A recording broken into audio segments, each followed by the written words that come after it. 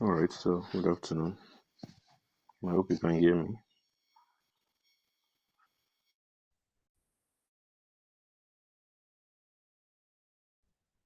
Yes, sir. Good afternoon.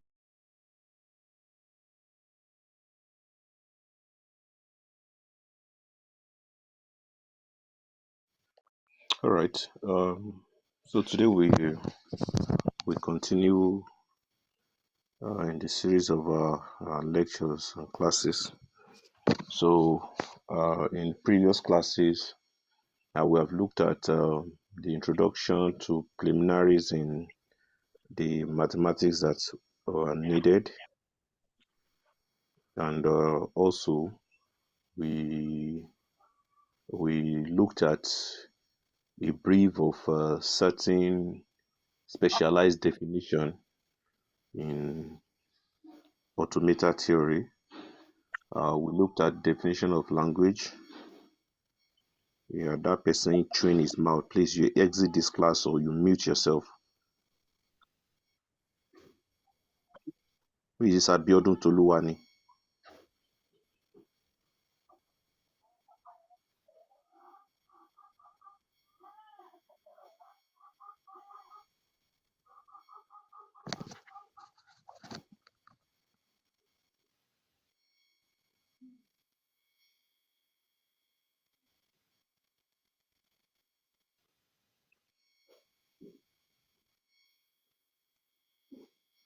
All right.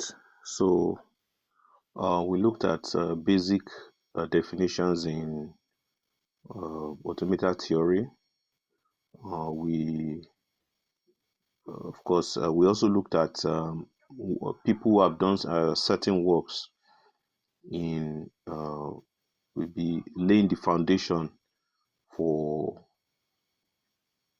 maybe the processes of abstracting thoughts in from complex analog signals or analog nature to discrete or digitized kind of format for easy processes.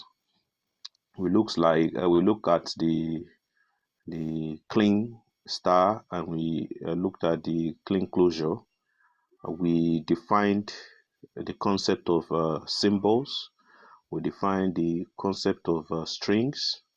We define the spread of a language over its symbol.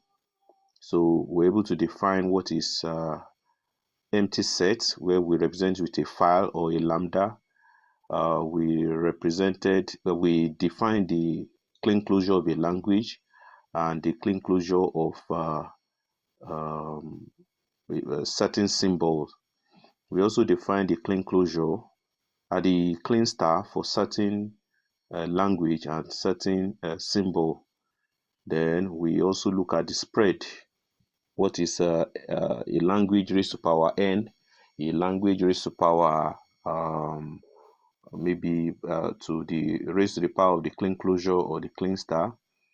We add those definitions where we add that for the clean star, we have every possible combination of that input symbol, or those set of input symbol, plus a lambda, which is an empty set.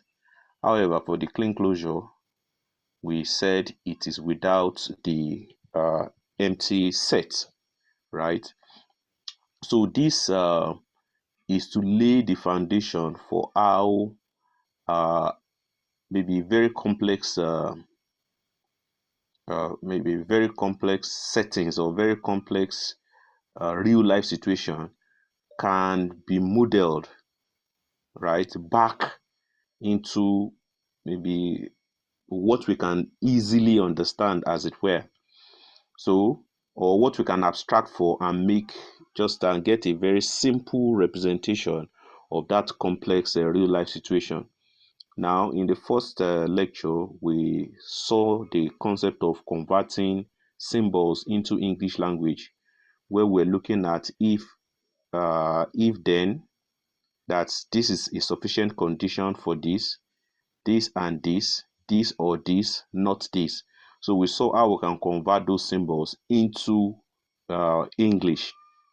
Now, this is still setting the pace for us to be able to abstract from complex analog real life situation into representative model. Then we came to that second lecture where we were able to define the concept of grammar. So we said grammar was just certain kind of rules to see what you can develop from a group of words, right? So uh, we have certain grammar, right? And those grammar, if we leave them to be, that we have certain words, right? If we leave them to be, they can just continue to write and write without. So we call them that they are infinite. That means they don't have ends, right? And we cannot leave any language to just continue to exist without rules to form words within the language. So grammar was introduced, right? So we have, in some ways, we have been able to look at what the first lecture where we're saying preposition, then the truth values of preposition, converting preposition into English words. Now, those English words, we're now giving grammars. That's rules that we can use to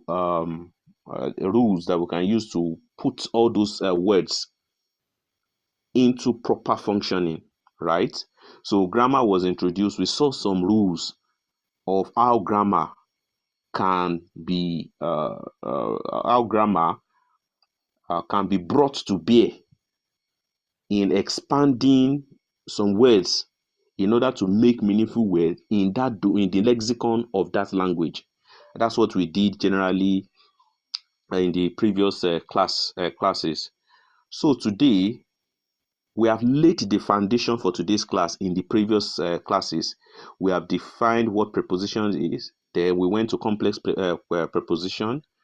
Now, those complex preposition were we now we're taught we now we learned how to translate those prepositions into English language. Now we looked at the language and we defined grammar for them, and we're able to come back with certain sentences based on the rules, based on the grammar defined on that language. Now we have been able we learned that for us to be able to represent what is important to us at an instance of time in maybe representing the property that we want to model.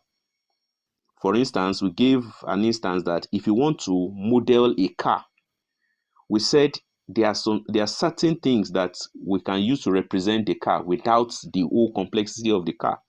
We can use 4 tires, 4 or 5 or 7 seats, a windscreen, a steering, and different aspects that we want to model. So in modeling, we should put it at the back of my mind that modeling doesn't represent the whole functionality of what we want to model per time, but what we are interested, the aspects that we're interested in that concept, that's what we want to model.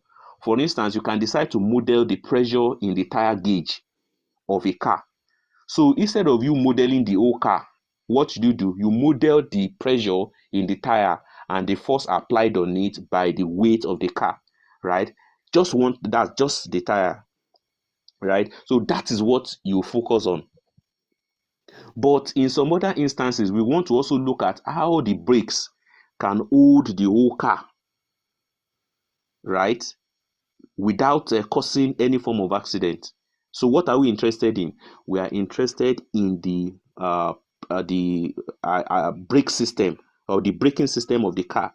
That is the aspect that we're interested in. Remember, the car is a system on its own, but we want to look at one aspect of it, which is the braking system. The other time we say we want to look at the pressure that will be sufficient to drive the car around in the tire. So depending on the aspect of that car you want to model, that is what you will use. That's what you abstract and represent it using any kind of model that you intend to use, right? So, having said that, we will start at least today's class introducing ourselves to the concept of modeling, right? What do we understand by models in computer science? Then, why is grammar also important in modeling, as it were? Okay, so uh,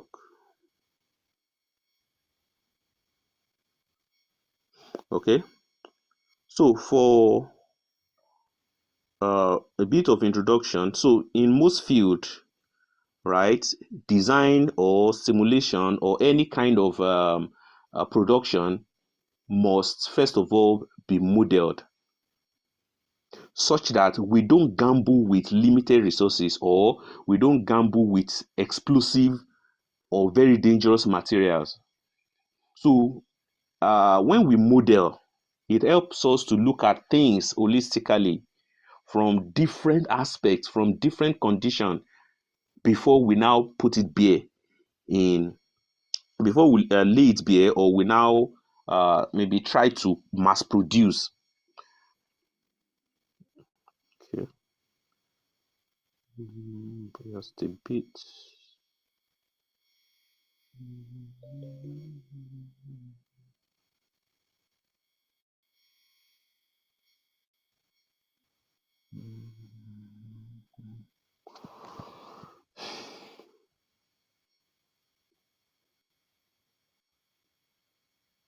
Yeah, just a moment.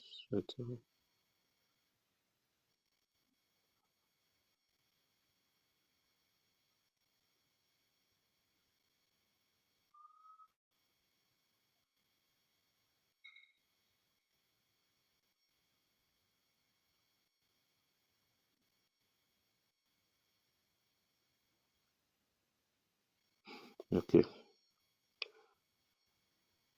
Okay, so moving on. So in most field, designs are based on models. That means you must first of all model certain aspects of a particular entity that you want to produce. Also, if you need to, maybe let's give a practical example that you can relate with. If you want to build, if you want to erect a structure, a building, for instance, there are certain people that you bring together to bring your building up. The first set will be that I think the surveyors, right? They help you check the land.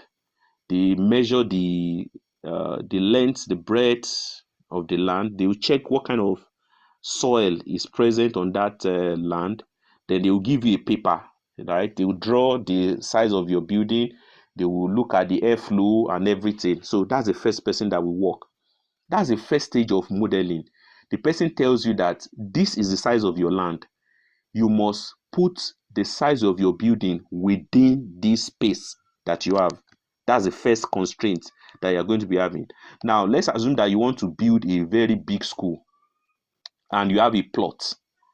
Now, it will be an aberration for you to go ahead to build very big structure whilst you have a just a plot of land. However, the surveyor will give you, look, this is the extent to which your building can go. Hence, you have to live within this means. That's not just it. The next set of people that you will look at is probably you go and get permission from the local authorities that, oh, you want to build. So what will they require from you? They will tell you, oh, your architectural drawing or your model, or what kind of building you want to build, you want to put on that land. Now you consult an architect that will draw some kind of lines, several lines on several pages of paper, and each line represents certain things in the on the real building. So they will tell you this line, this is where your wardrobe will be. They will draw one line, you say this is the door. They will draw another line, they will tell this is your dining area, this is where you park your car, and you'll be wondering, where is the door that you are looking at? The door is not there physically, but it has been represented using a formalism. When we say formalism, that means what token do you use to represent a particular thing in that field of study. For instance, if you want to represent a user in maybe in software engineering, you use a torso, right? Just skeleton 101.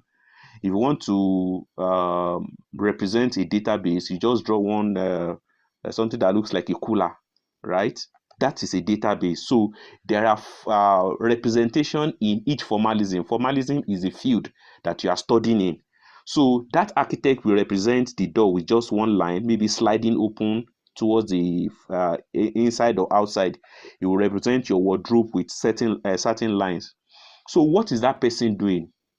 Is abstracting real entities and representing it in his own formalism using certain symbols. So the same thing with models.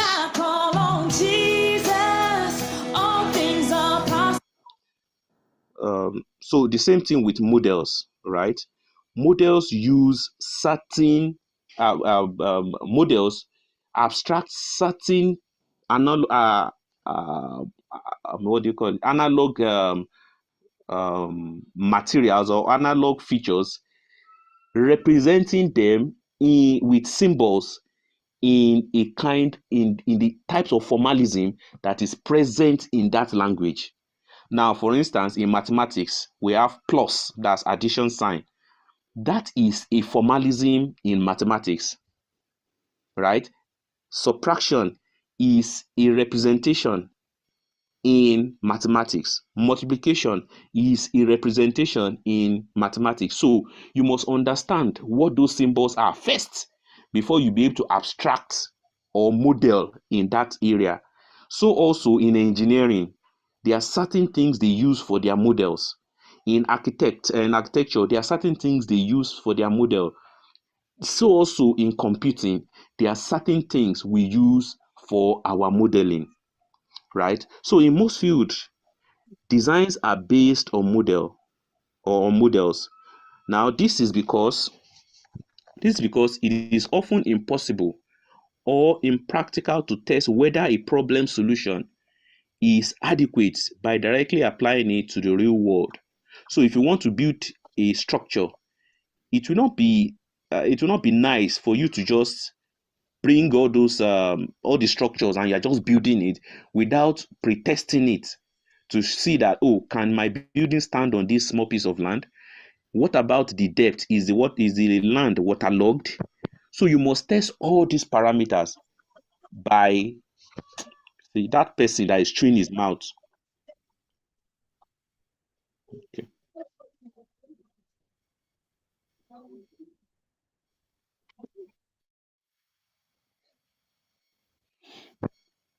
Okay. Moving on. So where did I stop? Also, I said you must first of all maybe try to draw this, try to look at the size of the building you want to do, the length and the breadth of the building you want to erect. See if it can stay on a plot of land. If it cannot, then you have to redesign a structure that can fit on the available land space that you have. That is the purpose of modeling and simulation. Let's assume that you have designed a structure that can stay on two plots and you're able to get one plot. What are you going to do? Will you start the construction and just say, don't worry, let me just try to squeeze it in? A structure that is that should stay on two plots cannot be squeezed on one plot except you want to perform magic. So the concept of simulation or the concept of modeling helps you to see the flaws that would have shown itself when you have gone at an advanced stage. For instance, you are solving a mathematical problem, or for those of you who have done GST, is it 102 or so? We call it logic and philosophy. So there is a place that we have to prove, right? You say if this, then this, else this, you put modus pollen. Now, you may prove for several pages. Imagine if you have written with ink pen, right? How would you claim or how would you erase if you have made a mistake? So it's better you just write with pencil first. Then if there's a mistake, you can quickly clean it up with the razor. That is part of simulation that, oh, then my final answer can now be written in maybe blue pen, such that it should not be permanent, right? So it is not really cool for you to decide to gamble on things that you can use model to represent before really going out into the real production. So, for instance, building a bridge or a house without a previous design decision based on some modelings of the problem will not be a good idea. So, the models may be physical. So, that means models can be classified into several parts, and that's what we are looking at. So, we have the physical model, where observations and measures on a real bridge can be predicted, can help predict the behavior of the actual bridge to be built. That means you would have done the whole work of, oh, can a trailer climb this bridge?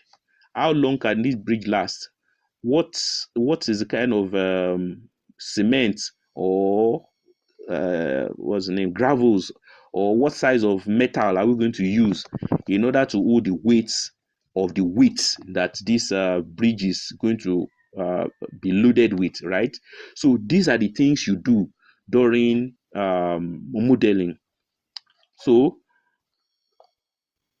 however, physical models cannot solve all problems for obvious reasons, right? Because of, they have certain structures, so you cannot bend them in certain ways to achieve certain results.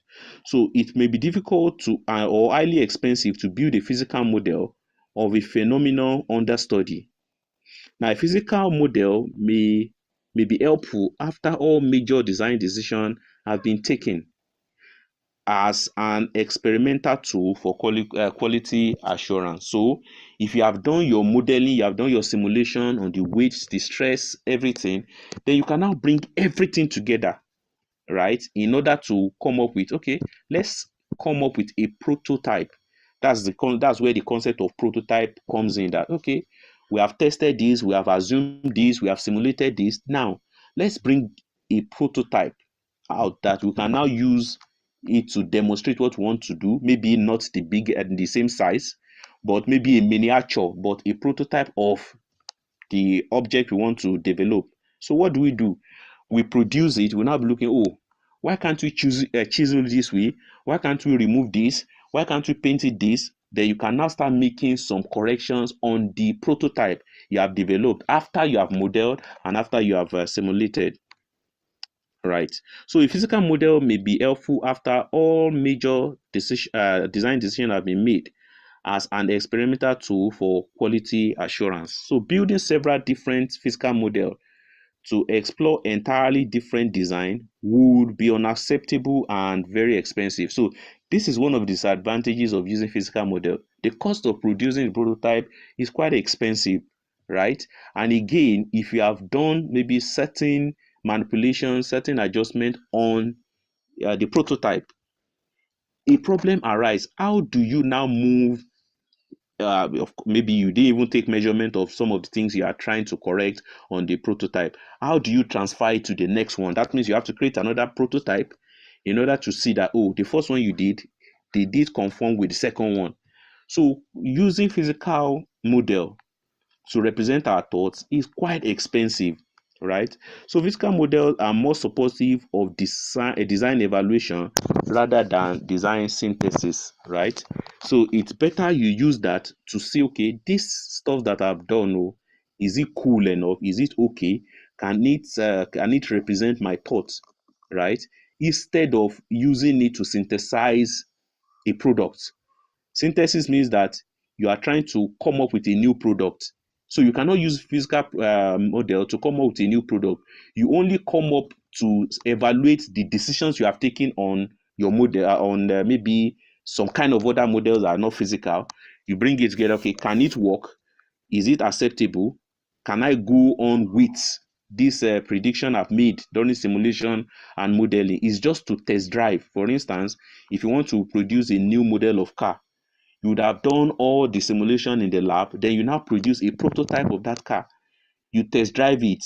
So everything you observe during the test drive, you now start maybe making corrections. However, you should note that simulation and modeling cannot solve all the problems that exist in designs and synthesis. Why? There are some things that your designs will not be subjected to because it's in a controlled environment. For instance, the under car, the under Accord car, at least most of you know that it has a problem with the front. Is it the front also? There's it's just the hand will just remove. That's the tire will just remove. Pap. So they say it's ball joint issue. Now, did they test that product before leaving the lab? Yes. Did they simulate? Yes. But it was in a controlled environment. But when it was subjected to other environment, the real life environment, then reality kicks in. And it shows that, look, not all rules are the same. Some rules are very good, some rules are very bad, especially some Nigeria rules. They are quite bad. So by the time you bump into any gallop or any obstruction, you just say, pack up, the hand will just remove, right? So the question is, simulation, does it solve all the design issues? Does it solve all the problems? No. But does it help us to visualize or conceptualize what we want to do? Yes. That's why if you are doing your research, especially when your project, when you're going to part 5, you come about conceptual framework, just like a representation of what you want to produce. That you now represent, maybe you say you want to create the database, you represent a database. You want maybe a user to be able to access data from the database, right? Then maybe you want the user to be able to transfer data that was retracted from the database to another person in a remote location. You put a mast to represent maybe communication. Then you now put maybe this thunder stuff just represent communication between two sites, right? You put another user there, he has his own database, they communicate, maybe he has a viewing station or something, right? So these are the things that we do during modeling. So your chapter 3, which is your methodology, is about modeling what you want to do. You tell us the design issues. What is what's the name? You look at the use case scenario, right? You look at maybe the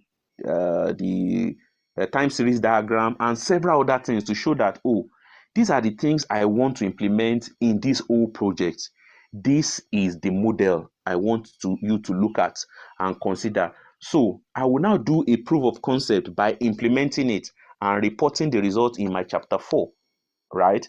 So that's what you are doing, your methodology, your design issues. Then your chapter 4, which is your proof of concept, you have implemented what you said you have designed to show that, oh, this thing I said I was going to do, I was able to do it with some reservation.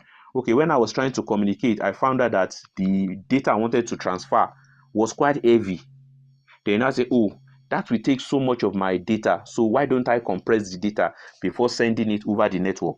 So that is what simulation or modeling does generally in any field of study. But there are some other things that you come across in real life deployment that may not be taken care of during the modeling stage. So physical models are more supportive of design evaluation rather than design synthesis. It may be difficult to translate the results of experiments performed on the model into results holding for the real case. Now, it may be difficult to achieve acceptable control over the accuracy of measures performed on the physical model. For instance, in order to correct the hand of the that's under removing anyhow, they came up with another set which they call the evil spirit or evil spirit, right? Which at least overcame the problem of the what's the name of that hand removing anyhow. What did they do? They got a feedback from real life deployment. They went back to the lab to develop to say, okay, why is this thing always removing? Of course, maybe they look at other cars that don't have that same problem. They borrow some technology here and there. They simulated it. They found out, oh, that ego spirit, well, the hand will not remove anyhow, but it's an improvement over the existing ones we have. So another thing I want to point out is that for any problem, any solution you bring from a model, the result of a model, and you have brought out an increment in performance, once you subject it to reality, that reality should give you a feedback in your model that will make you improve and develop another iteration of that model. So you see, I've always mentioned that if you should go at least read the computer organization and what's the name, computer architecture. You see the improvement of computer architecture from the 8085 up to 8086, right? There were things that they were just improving on, changing, because they feel that, oh, once we subject it to real life testing, it could not give us the desired performance, or we introduce another kind of problem once we're trying to maybe get to do, when we're trying to solve a particular problem, we introduce certain problems. For instance, you want to increase a lifespan of your power, your maybe battery. You find out that you're generating too much heat and your system was a bit slow. What do? You go back to the lab. How can you reduce the heat generation so that you be able to improve the power? How do you reduce the heat generation so that you'll be able to increase the lifespan of the battery? Maybe you now have to reduce the clock signal of your microprocessor. That will not process fast, but at least you're extending the power supply, the power bank of your system. Now, somebody who needs very fast, maybe clock speed for your microprocessor, what do you do to that person? That means you have to increase the number of cells that you have in the battery such that you are producing much heat, but because of the cell you have increased, the power seems to last longer, right? So that is how things were just improving over a period of time. So you can't achieve perfect control once you are modeling, but at least you achieve substantial control over the products you want to design or you want to conceptualize. So design can also be supported by other kinds of model aside from physical model, known as formal models. Remember, we said physical models are quite expensive to build because we are going to be building a prototype. And if you want to represent several conditions, maybe 10 conditions, imagine you are building 10 Land Cruisers just to tamper with one thing or the other. That's too expensive on its own. But why don't you just abstract the properties of that car into some kind of maybe mechatronics flow, right? Start checking, start imputing certain parameters and see the results it will give you. So for a formal model deals with mathematical objects, right, that represent abstraction of the real entity to be modeled. So what does physical model do? It represents using a prototype. A formal model uses what? Mathematical abstraction to represent real entities that you want to model. So formal models allows the user to apply the rigor of mathematical reasoning in the derivation of properties of the entities being modeled. So what a formal model helps you to do is that it doesn't allow you to waste unnecessary funds. But the only thing that is now the problem is that you are trying to model must understand that area that you are modeling to. If you are going to model to mathematics, you must know different aspects of mathematics. For instance, if you want to solve maybe matrices, for instance, you must know how to solve problems in matrices. If you want to do simultaneous equation, you must know how to solve simultaneous equations, right? So these are the things that will now limit you in abstracting from the analog signals that you have into formal model, right? So for example, a set of mathematical equations can describe the structure of a bridge to be constructed and forces to be applied on it. So if you want to, I'm sure you know there is a fourth mainland bridge being constructed at present, right? So that would have gone through a lot of simulation that, oh, where can we start from? Of course, it's going to start around VGC and end somewhere at Ikorodu. okay, what is the depth of the lagoon along that region? What is the wave like? How many years will that bridge last? What is the cost implication? Can we recover the money for everything? Would have been simulated before it's now brought out, right, for real construction. So after solving such equations, the designers can foresee internal efforts of the bridge to be designed. So everything that needs to be considered about that bridge would have been decided at the modeling stage, right? However, there are some corrections that will also be made. For instance, if maybe the right of way passes through maybe an hospital, and you feel that, oh, to relocate that hospital will be a disadvantage to the people living there. So what do? You can turn maybe the bridge, maybe just curve it a bit to accommodate that hospital, at least to serve the people who are in that area. Or if you feel that if you do the bridge, it can cause flooding in the particular area, you can maybe make some adjustment here and there, even after you'd have done a bit of modeling. So, what does former models? What do they do, or what do they require? So, the first thing that you need to do with a formal model is that you must formalize the problem, right? That is, you translate the real problem into a denotation within some mathematical formalism. So that's why I said before you abstract from a real life entity into a particular area, you must be sound in that formalism and you must know the notation of those formalism. For instance, somebody who doesn't know what addition means, who doesn't know what subtraction means, cannot abstract a real life entity into mathematical notation because he doesn't understand that maybe multiplication or addition or subtraction, what it means. He doesn't understand. So if he abstracts to that, he will not be able to solve such a problem. So the real that is translate the real problem into a denotation within some mathematical formalism. Then two, you must solve that the formalized problem. So this is done by means of tools provided by the chosen formalism, right? So if you abstract into mathematics, you must use the tools of mathematics, not just the tools of mathematics, the tools of mathematics in that area of mathematics, right? So you have some aspect of some mathematical aspect in physics, right? You have some mathematical aspects in chemistry, especially when you are balancing moles of oxygen, moles of hydrogen, and all those things. Their mathematics is different from the regular mathematics. Mathematics in physics is basically subject of the formula.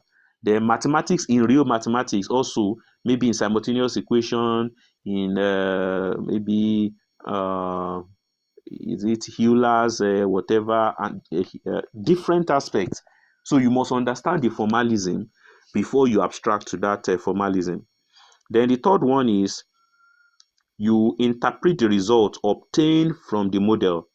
So this is done in order to derive or evaluate design decisions. So if you have simulated and you have seen that, okay, this bridge should be able to take two trailers at the same time, then can we allow trailers to park on this bridge for too long? It can only allow transit of trailer. So that means trailer should not be found on that bridge without moving. So if the trailer is not moving, it should not be found on that bridge. Now, if you have noticed on Tall Mainland Bridge, they don't allow trailers to pass. Most trailers don't pass that place, right? So instead, they'll pass inward or Ojota to Yaba. They'll go and join the mainland, the island, because the design of the Third Mainland Bridge would have been able to carry, but because of the age of that bridge, it has to be limited to maybe small cars, right? That the weight can still be accommodated. Then several errors can occur during these processes too, both during the informal steps 1 and 3 and during the computation of step 3. So thus, design of complex engineering projects often requires a careful use of several models of different types. Now, please note this very clearly. If you are developing a model to represent a particular entity, several aspects of that entity can be represented. For instance, the human body. You can model the head, the hand, the leg, the body differently. And you can now use all this model to model the whole human body.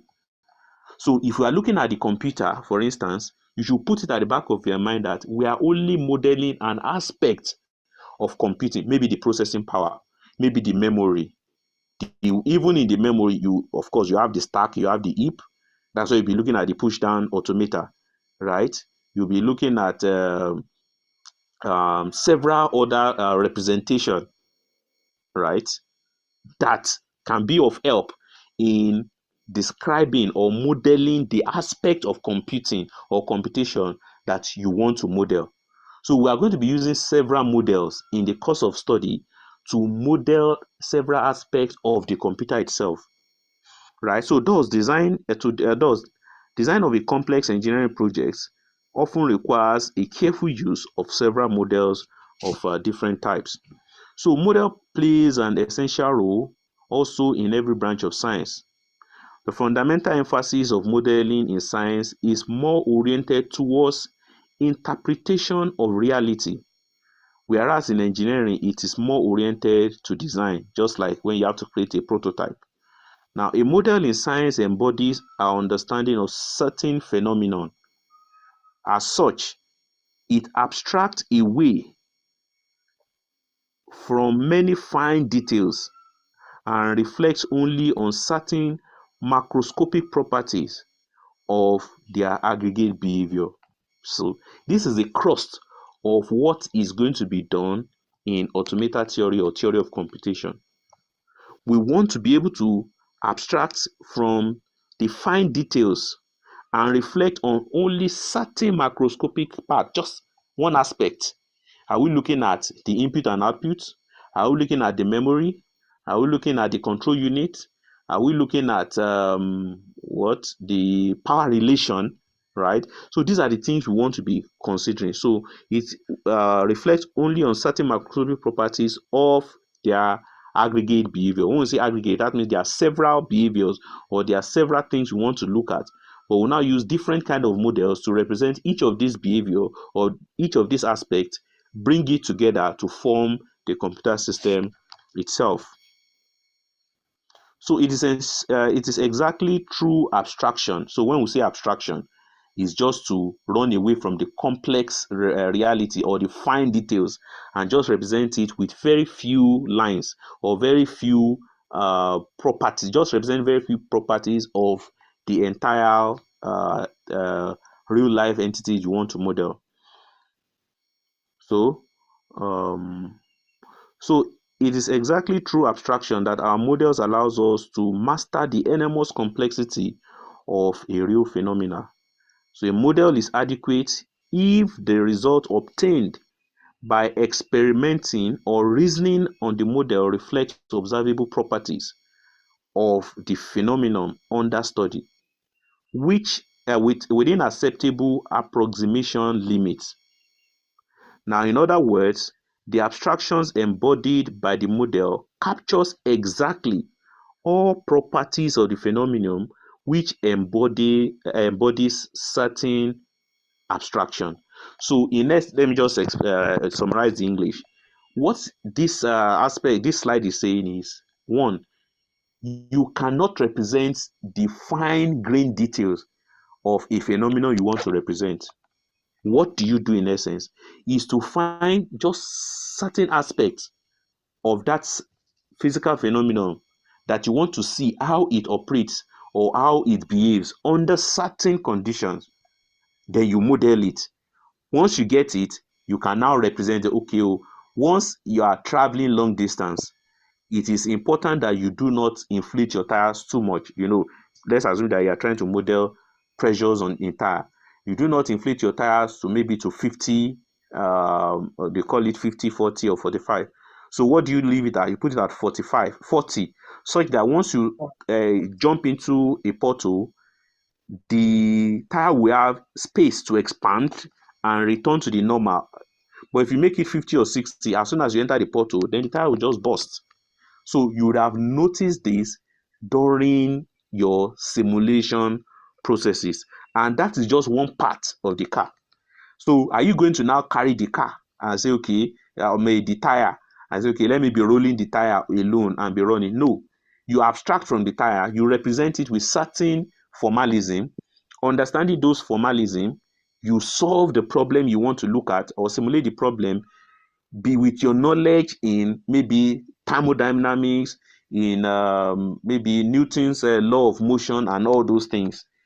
No, when you have tested all you want to do, then you come back and say, okay, this is my conclusion. If you are traveling a long distance and the road is not good, please put your tire pressure at 40 decibel or 50 or 60, depending on the kind of tire you are working with. So let's look at a good example to see what modeling and abstraction really means. Now, it says in a yard, there are both chickens and rabbits.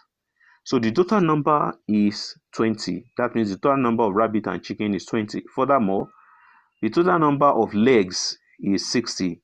How many chickens and rabbits are in this yard? So let's pause for a while and see that if you look at this problem naturally, in any ways, can you even understand or can you even guess how many chickens and rabbits are here based on the information given? So in order for you not to trouble yourself with these complex sentences, all you need to do is to model what has been given. And how do you model? You abstract from the whole properties of chicken. Okay, a chicken has feathers, it has legs, it has head, it has bones. We don't need that. All we are interested is in the number of chickens and the numbers of rabbits present. So what can we infer from here? We know that we have a total number of chicken and rabbits to be 20. And we understand by inference that chicken has 2 legs, right? And rabbit has 4 legs. That means if you add the legs together, you get 60. If you add the total number of chicken and rabbit, you get 20. You see, that is already forming a simultaneous equation that can be solved in mathematical formalism using formalism in mathematics. So what do? You go by saying, oh, a background of a knowledge of equation will probably be required, and the thinking may be in the following way. So let x and y be the number of chickens and rabbits respectively, right? So there exist animals with 2 legs and 4 legs.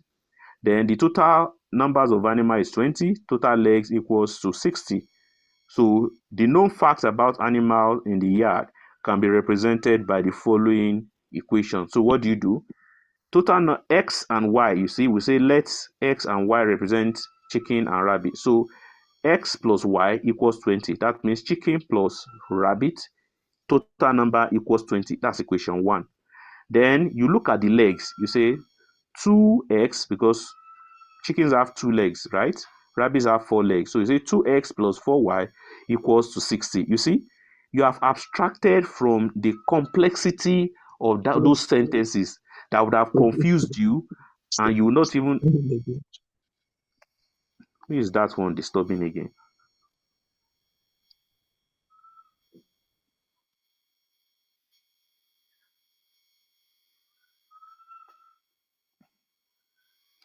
Okay, so um, so by the time you see, now let's assume that an individual who doesn't know mathematics, the person will just be trying to rack his brain to get things sorted, and it's going to take a lot of time. But if you have a good knowledge in mathematics, you just abstract into x plus y equals 20 and 2x plus 4y equals 60, right? So solving this, you find out that you have x equals to 10 and y equals to 10. Once you're able to solve it using the problems of the issue in simultaneous equation. So the solution to this problem is what? X equals 10 and y equals 10. Thus, in the yard, we have 10 chickens and 10 rabbits. Solving this equation will be much difficult for a student who is not familiar with equations. So if you are not familiar with the area or the formalism in that area, you are going to have a lot of problem. So let me pause and explain something here. We are going to be using certain or different kind of models to represent certain characteristics or certain aspect of behavioral pattern of a computer system. If you do not understand that model or the formalism we are going to be using in solving or in simulating or modeling at that instance, you are lost. So in other words, we are going to be teaching the formalism that will help you abstract from the physical phenomena of a computer or the physical characteristics of aspect of a computer into a model. Then we will now be able to operate on those models using certain phenomena. So you are supposed to pay attention to the phenomenon we are going to be teaching in the theory, and also the phenomenon in abstracting the real life entity into a model. So the first thing is that you must know how to abstract into the model. Then you must now understand how to work on those models to be able to maybe reduce them or get them to do certain things you want to do. For instance, if you draw a truth table of AND gates, there's an algorithm that works, that is behind the working of AND gate, right? So you say true and true, that is true. Then true and false, that's false. False and true, that's false. False and false, that's false. There is an algorithm that works. It is different from the algorithm that works in the OR gate, right?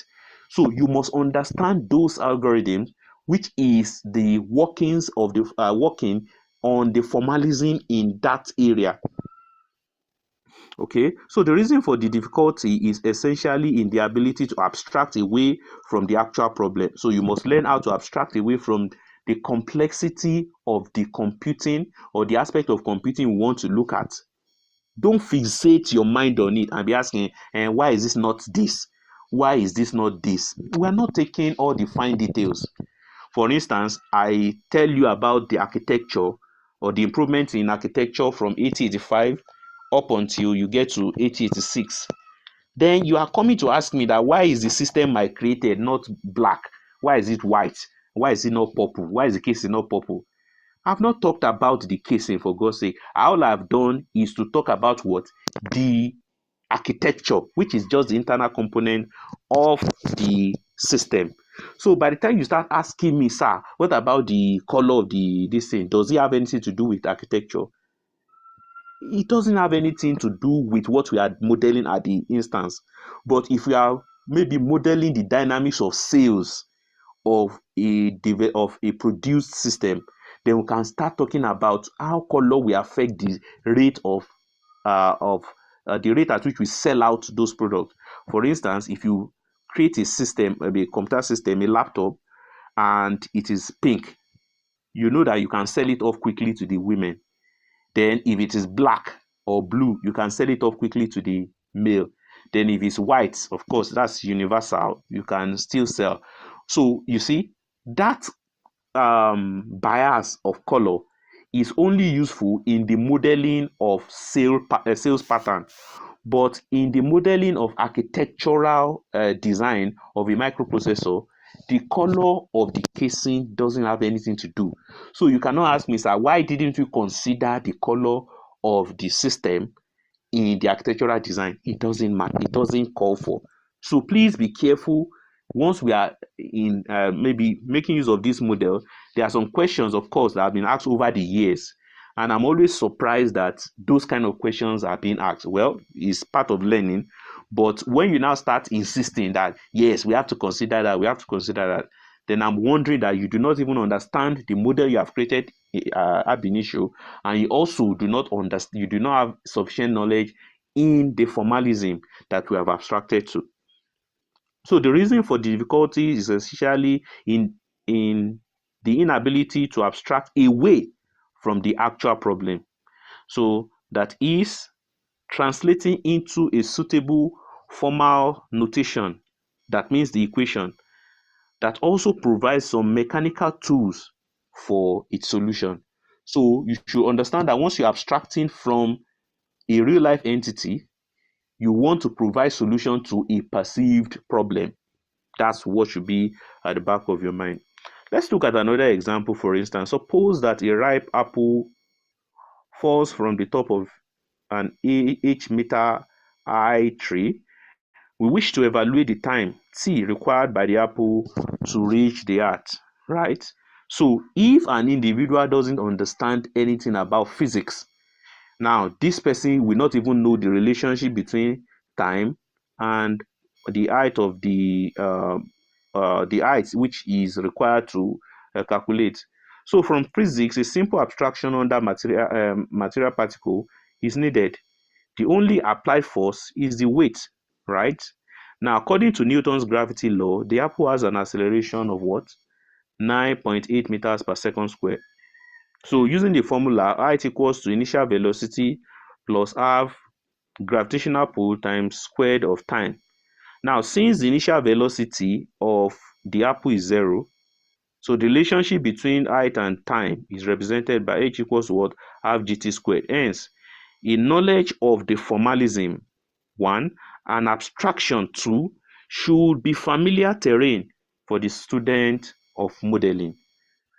So, if you want to model, if you want to abstract from the real life entity into a, a sub-entity, or into, you want to model the maybe characteristics or a phenomenon, you must understand that place you're abstracting to. To mathematics, you must understand. To physics, you must understand. To architecture, you must understand the field of architecture properly, right? You see, we have had to see some architectural drawing, and you're now asking, okay, you say, okay, this is the door. Okay, if I want to open the door backwards, or if I want the door to be opening towards maybe inside the room instead of opening outside the room, you just change the line and say, okay, the line is going this way.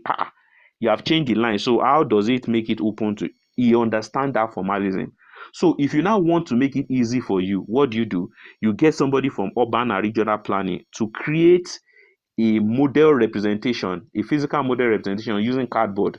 They will now say, oh, this line, no, this is what the building will look like when it's done. Of course, it's a small building. If you go to any mighty building, once you go inside their lobby, the first thing you see is you see the architectural design and also a model design that they use a cardboard to do. So you just see the big building just represented on a table, right? So you have used the formalism in architecture to draw the lines, and the formalism in urban and regional planning to represent it using those cardboard. Then you can also use another formalism in 3D animation. Being a computer scientist, or maybe at least you use cards properly, you can also take us through like a tour through a building that you have not even built. Okay, this is where the room is. You open the door this way. You see, that is another form of abstraction, right? So different abstraction, different things. So if you open the door, maybe during the animation, and the door opens outwards, say no, no, no, no, no, I want the door to open inwards. They can now correct that on the architectural drawing, and also on the static model that has been created by somebody from URP. So you must have the knowledge of formalism and the abstraction. You should have a familiar knowledge in that terrain. That's what is important. So we have done a bit of introduction to physical model, right? To formal model. However, there's another kind of model that we want to look at, and that's where we start with the first kind of model in computing, which is called the finite state automata. So we want to look at the basics and the theory. So this is the fourth week lecture, but because we still have some time, so we want to look at part of it a bit before our time runs out. Okay, so we still continue on our model. So the theory of computation begins with a question, and the question we ask is, what is a computer? Of course, most of you have seen computers, you know what computer is. So it may look perhaps very silly, as everyone knows that this thing I type on is a computer, right? But the real questions are quite complicated, too much so to allow us to set up a manageable mathematical theory of them directly. So the question is that you have maybe a seventh generation of computer sitting on your lap, and I tell you model that computer. The first question is that which aspect do you want me to model? Oh? Because you cannot model every aspect of this computing just using any kind of model. Oh, maybe I'll now tell you, okay, model the compiler aspect, or model the power aspect, right? Different aspects. Now, instead, we use an idealized computer called a computational model. So we have physical model, we have formal model, and we have computational models.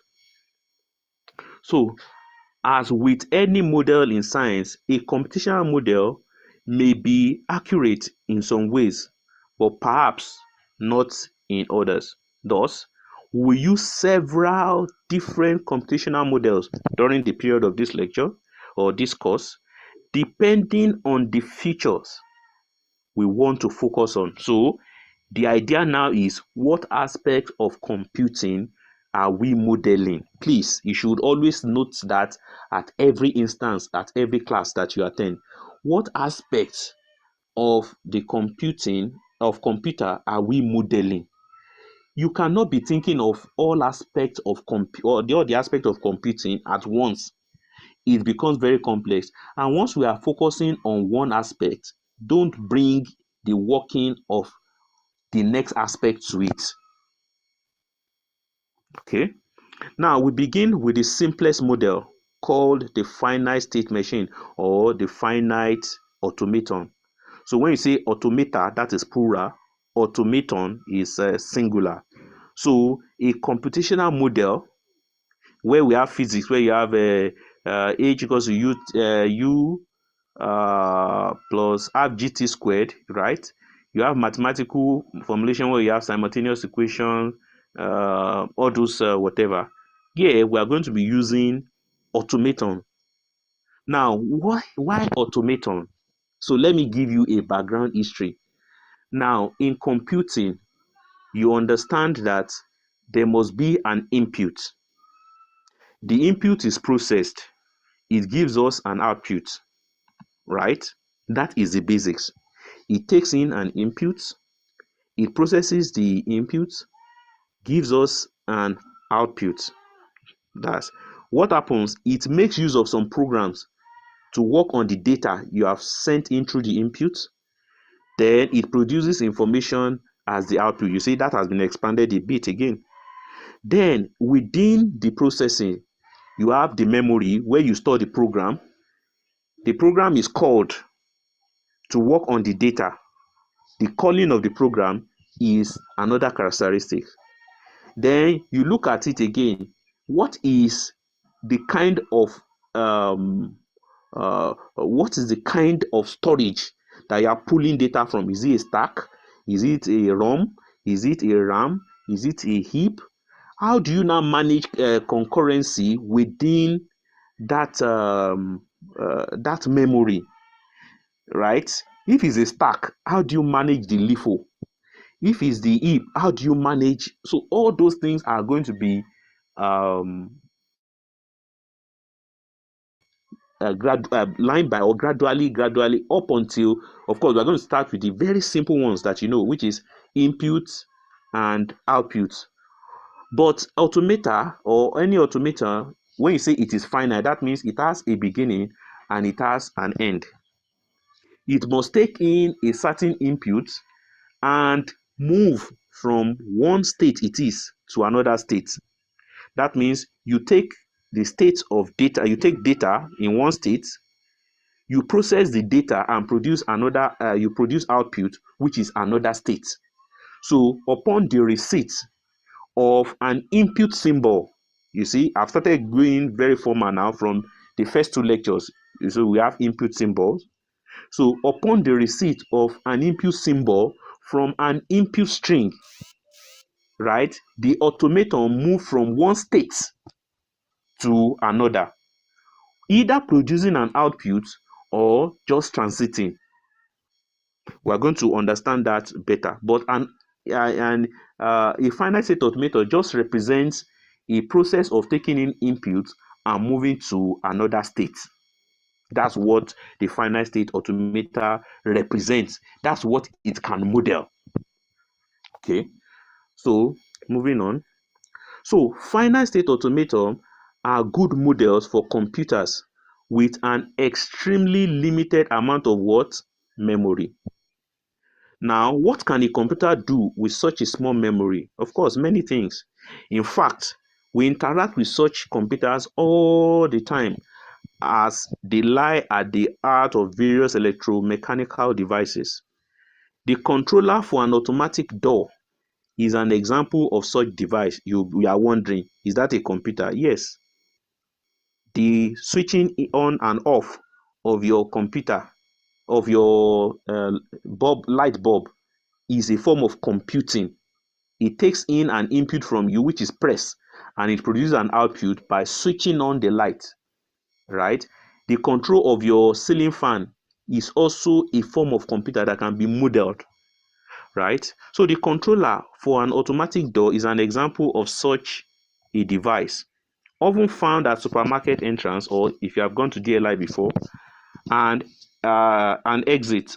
Automatic door swings open when sensing a person is approaching. So an automatic door has a pad in front to detect the presence of a person about to walk through the door, right? Another pad is located at the back or to the rear of the doorway so that the controller can hold the door open long enough for the person to pass all the way through, and also so that the door does not strike somebody standing behind it as it opens. So it has to do a lot of things. One, if it senses that somebody is coming, it opens the door. The question is that if it is not just one person, if there are several people, that door must be must remain opened up until all of them goes in. Now let's assume that all of them have gone in now, and somebody is also in the building and he wants to go out. That door must still remain open up until the person goes out. Now, if it is not programmed that way, or if it's not modeled that way, the door will just open. Once one person enters, somebody is following, just bang the person, bam, hit the person off. So it will lead to a lot of accidents. Of course, in the faculty, some of you would have visited the faculty, especially the one leading to the dean's office. If you opened the door, right, the door just, and you leave it, it runs very fast and just stops while it's still a bit open, then closes gently. That is a form of automator, though not is mechanical, not electromechanical. It has been programmed in such a way, but the one downstairs, if you just close it, it's slamming you off the grid if it's not held by somebody, right? So this is the configuration for an automatic door. So this configuration is shown in the figure that we have in the next slide. So what does it look like? So if you look at the figure on your left, you have the door here, you have the front, and you have the rear pad. So there will be a sensor here at the front side, and there will be a sensor at the rear side, and this is the door. So if somebody steps on the front pad, then this door will swing open. If there are other people again still passing, this door must remain open. Now, if people are finished passing to this other side and it senses that somebody is also on this part, it will still leave it open until everybody, and until it senses that nobody is either here or on the other side, right? Yeah, just a bit. Let me clean off this. So until he sees that nobody is on the door, right? So what does he do? If nobody is on the front door, on the front part and the rear part, then it closes. So the controller is either in two stages, two states. So that is what Automata models. It models states. It's either in the open or closed state, representing the corresponding condition of the door. As shown in the following figure, there are four possible input conditions. So what I said is that there is a state and there are input conditions. Say upon the receipt of an input symbol from an input string, it moves from one state to the other. So, as shown in the figure, in the following figure, there are four possible input conditions, which are what? Front, both, rear, both, and neither. So, front means that a person is standing on the path in front of the doorway. So that means somebody is at the front here. Sorry. So somebody is at the front here. Then rear, meaning that somebody is at the rear. Both, there are people are still standing here. Then neither, the whole place is empty. So that is the input condition that can trigger the movement of the door. So what happens? We have data being supplied and action being taken by the door, right? So if you look at the diagram here, this diagram I highlight, right? You have the door having two conditions, open and closed. So you have closed and open. Those are the two states the door can be. Now, if the door is closed, okay, so look at this very carefully because you are going to do a test just now. Now, you have this door is closed, right? And it says that somebody is in front of the door. So what does it do? It moves from being closed to what? To being opened. So you see this door, it becomes open because it has sensed that somebody is in front of the door when it was closed, so it will open. So whilst it is still opened, and you notice that they see somebody in front, you see front, somebody is at the rear, or they are in both locations, the door must remain open, not to injure the person. So in the other side, you say if there's nobody on the front side, on the back side, it goes from being open to being closed. Now there's another condition up here. It says when people are at the rear and it is closed, it should remain closed. If people are in front and back, it should remain closed so that it doesn't hit them. If nobody is in front, it should remain closed, right? These are the state diagram for the automatic door. So as a student of um, maybe automata theory, so you get out a sheet of paper now, you write your name, you write your matric number, okay? So you write your name, you write your matric number.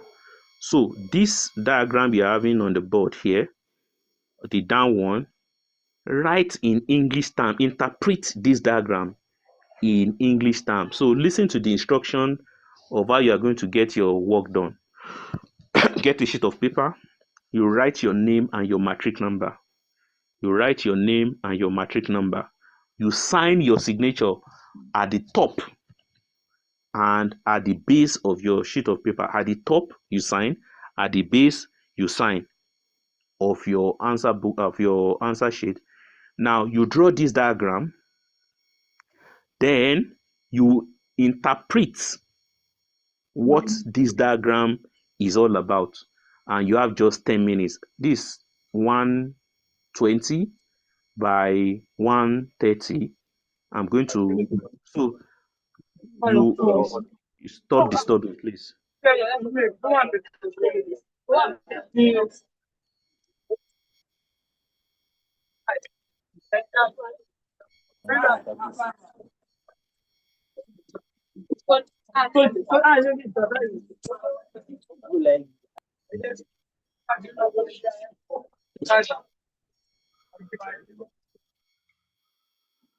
All right.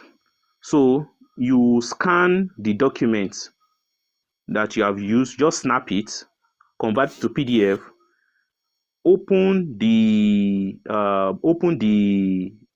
chat group, that's the WhatsApp group that we have created. You write your matric number, you store the document with your name and your matric number, just your matric number. There's no need, just put maybe 190805125. That is what you use to submit. Only that's what you want to use to submit. So your time starts now. After this, in 20 minutes time, maybe in 10 minutes time, I'm going to log that chat group again. So please, if you are finished, you submit. What is the question? Look at this diagram, interpret this diagram very well in English language only. Tell me what this diagram is doing. Tell me the inputs and the action that is being taken. Your name, your matric number, your signature. Scan it, turn it to PDF, submit save it as your matric with your matric number, forward it to the WhatsApp group that we are using now. Your time is running.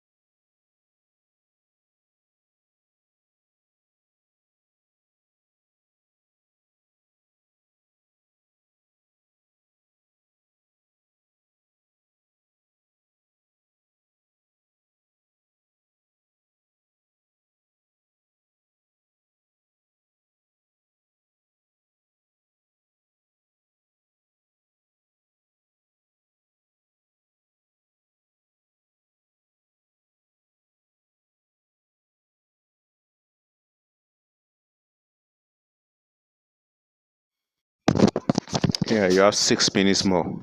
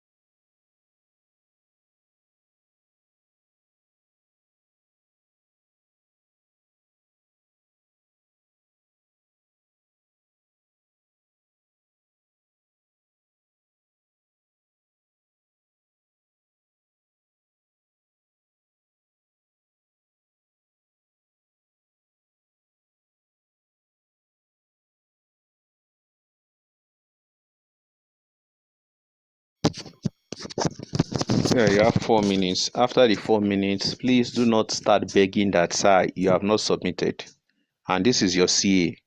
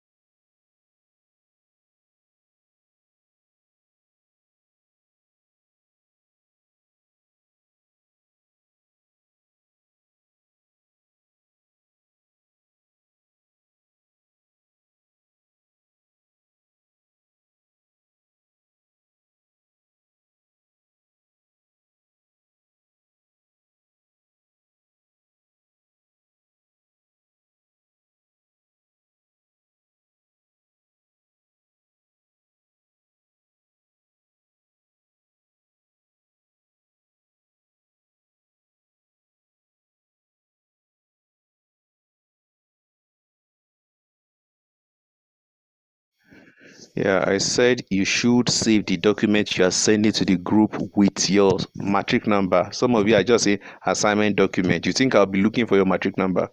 So by the time you get zero, you will understand.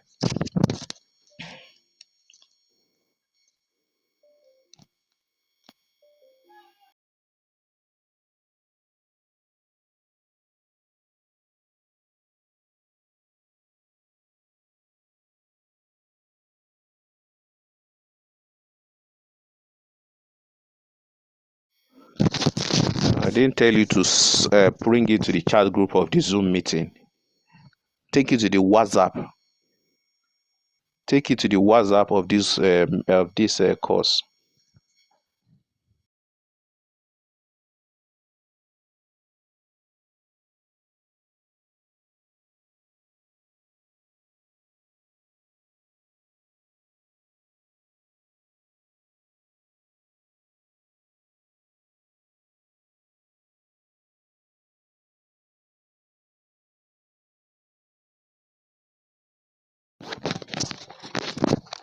You have 30 seconds to submit, and after that, I will log the group.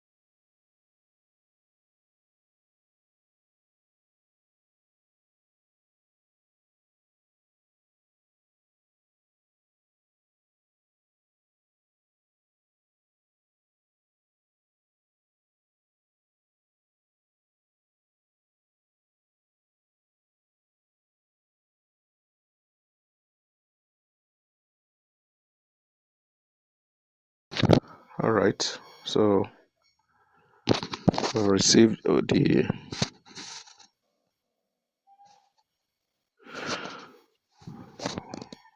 So for those of you who have attempted and you have submitted, just know that you have done your CA for this section part of the course. And for those of you who have refused to submit, and that's your own cup of tea. All right. So, well, I think we have come to a convenient spot to stop for the time being. So please, you have just 1 minute to send in your attendance. Just 1 minute. Send in your attendance here now. Send in your attendance now. You just have 1 minute, and after that, I'm going to end the class.